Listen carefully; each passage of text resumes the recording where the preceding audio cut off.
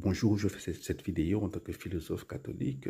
Vous souvenez-vous de cette superbe chanson de Jean-Jacques Goldman, À nos actes manqués, hein? C'est une superbe chanson qu'on passait tout le temps lorsque j'étais enfant en Haïti dans les années 80. Hein.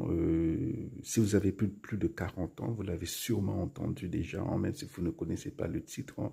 Il suffit de taper sur YouTube À nos actes manqués, Jean-Jacques Goldman, et voilà, lorsque vous l'aurez écoutez, eh bien, vous verrez que c'est une chanson que vous aviez déjà entendue lorsque vous étiez jeune ou enfant en Haïti dans les années 80. Et il y a dans la vie des actes manqués, des rendez-vous ratés, des occasions ratées, manquées. Hein. Et aussi, il y en a dans la vie spirituelle. Hein. Et souvent, ce sont les maladies et les épreuves, Dieu laisse entrer dans nos vies. Hein. Parce que la pédagogie divine, hein, c'est de se servir des maladies et des épreuves pour façonner notre cœur, hein, afin que nous devenions le plus possible semblables au cœur de Jésus, hein, l'humilité et la charité. Voilà. Donc, c'est la pédagogie divine, hein, euh,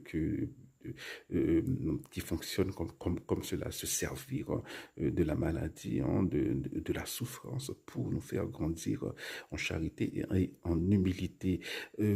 Parfois, on prie, hein, pour être soulagé de la douleur de la maladie, mais à mon avis, il faudrait plutôt prier pour la vertu de longanimité, de patience dans la souffrance. Hein.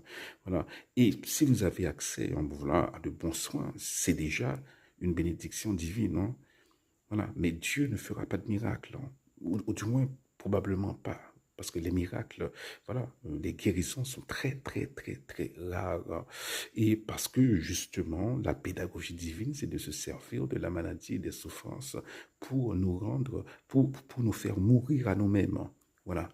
Pour atteindre ce qu'on appelle la kénose, hein, ce que les théologiens appellent la kénose, l'humilité extrême. Hein. Voilà. Donc, et qu'on pouvait pas essayer de comme ça, que maladie pas tomber sous pied bois, c'est sous chrétien vivant, des bras balancés que le tomber. Effectivement, c'est ça. Hein. Il y a une sagesse en derrière ce proverbe, hein, une sagesse voilà, quasi chrétienne. Hein. Donc, parce que ces choses-là, elles font partie de nos vies. Ce ne sont pas des obstacles à enlever. Hein. Ce sont des moyens que nous pouvons utiliser pour, voilà, pour devenir davantage semblable au cœur de Jésus, doux, humble et plein d'amour.